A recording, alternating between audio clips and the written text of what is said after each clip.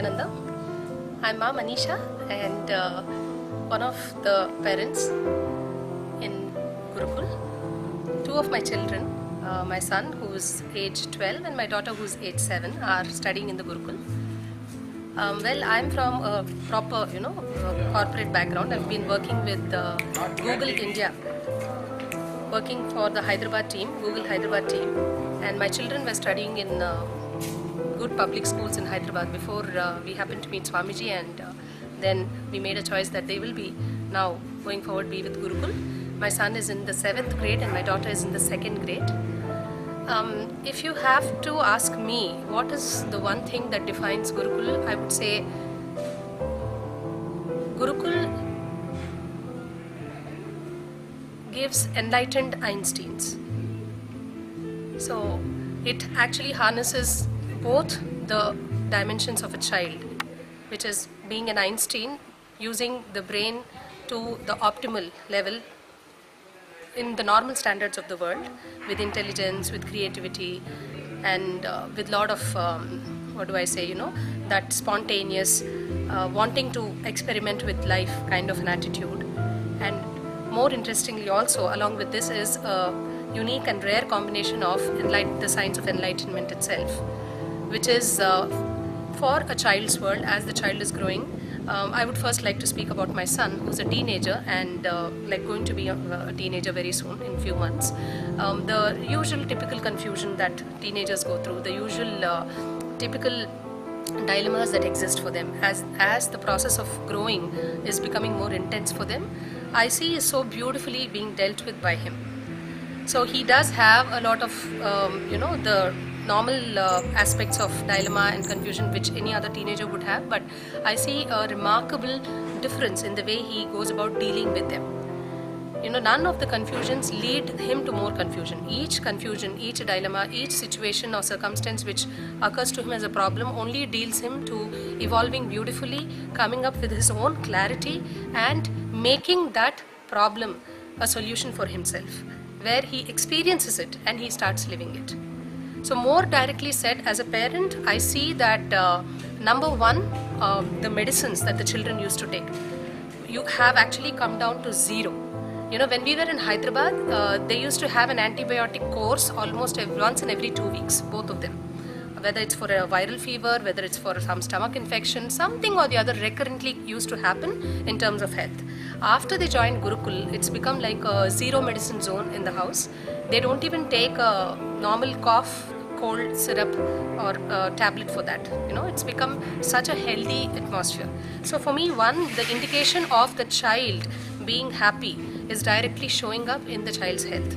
So that's the first beautiful thing I would like to share. If you ask me tangibly, what is it? Second is their boredom quotient, which I would call. There's a lot of boredom quotient in children nowadays, and I used to observe this a lot before we moved them to the Gurukul, where every 1 hour there would be the sense of some kind of irritation. I'm getting bored, I don't know what to do, despite they having, all the cartoons and all the videos and all the video games and the PSPs, everything around them. Yet there was not that natural beauty, the laughter of the child was so very much not there. There would be very few moments where I have to search for it. Now after Gurukul, despite the fact that now in fact they don't have any of the electronic games and things like that around them, because Swamiji firmly believes that that's one thing which kills the child's natural intelligence and growth process. I see that so beautifully they're flowering into being very happy. The count has actually reversed. Earlier it used to be I would count how many times they actually smile and be happy in a day. Now it's actually the count has become like how many times do they go off that smile or go off that happiness beam, which is very, very negligible, I can say. Once in 2-3 days, maybe he gets into a mood swing and says, what do I do now? But it's becoming rarer and rarer by the day. Along with this, I also noticed that especially with Gurukul, what they're doing is teaching in a completely different method, where they encourage both the right and left brains in the child to grow simultaneously. When I say this, they actually do unique things like having them sing about the digestive system. Now, all through all schools, I've seen people doing diagrams on digestive system, speaking about the parts and all that, but singing it out, singing it like like a poetry and singing it like a song, and about the digestive system is a very unique combination of bringing in your left and right brains together. When this activity is happening in the Gurukul, and it's happening in almost all the subjects that they do, I see that my children are beautifully able to process things very powerfully, as Swamiji calls that as personal cognition. I personally believe that the first 15 years of anybody's life, of a person's life, are the formative years for the rest 60, 70, 80 years of their life. So in the first 15 years, if you can harness their personal cognition, work on the way they process things, work on the way their perception acts on the way they receive their life, the perception acts on them, I think the child's life is done. And I can see exactly that happening with the children. Both of them, as I was saying, my son is stepping into teens, and I can see him so beautifully moving each day with so much of clarity, and he also has the ability to now guide the other children. In fact, sometimes even tell me how to go about some conflicting situation that I'm dealing with, and that I think is so very inspiring. So I truly am inspired by him. My daughter, who is a little younger, has her own set of ups and downs in her life, but that said, what used to be a very difficult child to deal with for me, she is very challenging because she is a very sensitive child and acutely emotional in her nature, and this has come as feedback even from the teachers in the earlier school, that she needs little more attention, and she needs the kind of pampering and nurturing and things like that. Though I always knew intellectually that that's not good to get her up like that, bring her up like that, I wouldn't have the practical tools to be equipped with how to deal with it. In Gurukul, I've seen that that has gone a lot. At least for me as a parent, I am now greatly at ease with who she is and the way she is and the way she is not. First, the conflict has resolved for me where I am about her, and now I see that for her also, she is finding her way out of the restricting ways of her mindset and the restricting ways with which she looks at the world.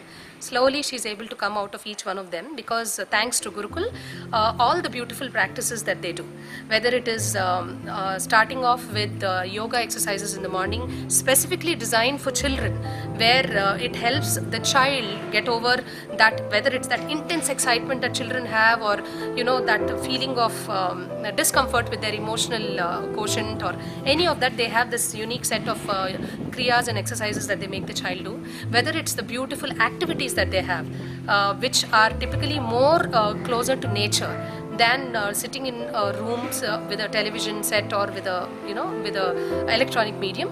They actually sit outside amidst trees, amidst birds, amidst and different elements of nature in the Gurukul, and that I think brings out the child's innate nature itself, which is as pure as how our ecological nature is. So that's one more thing I see has acted a lot on my daughter's way of behavior and the way she looks at life and relates with life. And if I specifically look at the 1, 2, 3 things, if you ask me for her, I would say that her ability to deal with the emotional ups and downs. When somebody suddenly scolds you, or somebody is not listening to you, or she is not getting that hugs and that extra pampering from me. Her behavior used to be like so violent earlier. Either she would cry or she would completely go into withdrawal and become very silent and things like that. Now she is able to balance that out. She is able to actually know that everything that's outside you can only be artificially there for you and may put you up and down constantly. I think she's now more and more falling back into her own self, relying on the energy that she has, relying and drawing strength from her own inner self. So that's one great thing that I notice in her. And second, obviously, as I already shared, drastic improvement in her health. And third, her eating was always a challenge for me. To make her eat one meal in a full day, sometimes in 2 days, used to be like a Herculean task, like climbing the Mount Everest.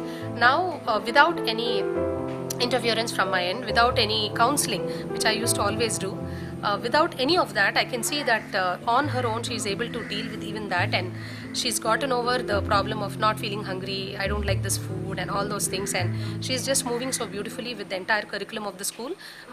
Food wise, they give beautiful sattvic vegetarian food, very healthy, with all the very important ingredients which are important for a child's physical growth, like whether it's proteins or whether it's the cereals or whether it's the greens, everything. It's a beautiful mixture of all of that, and they make it so colorful, they make it so appealing for the child. In terms of the way they approach the entire concept of food itself is so different that my daughter has really transformed her relationship with food as well. So that's my experience as a parent for Gurukul, and I would invite each one of you to go ahead and multiply the enlightened Einsteins on the planet and let your child be the first one.